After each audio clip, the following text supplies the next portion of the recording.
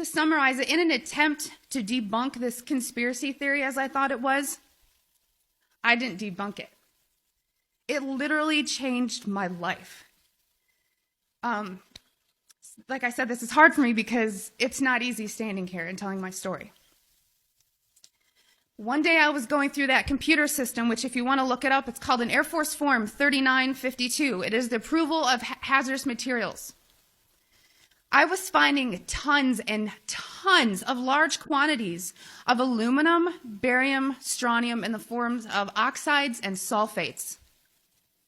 And of course I knew that there's industrial processes you may not have heard of, but it's bead blasting, pneumatic sanding, shot peening. There is certain medias that's similar to that is used.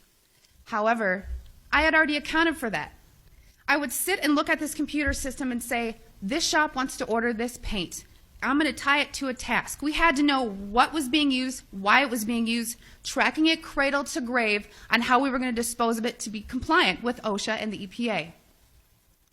One of the legal requirements in approving these is looking at what used to be called the material safety data sheet. On that sheet, it's going to list the manufacturer. It's going to list some maybe acquired personal protective equipment that needs to be used or some ways to mitigate the exposures. These electronic MSDSs did not have a manufacturer name. They were very vague. They almost looked to me like somebody had made it and scanned it into the system. So I asked the question, what is this being used for? I never got an answer, so I didn't approve it. And it sat there.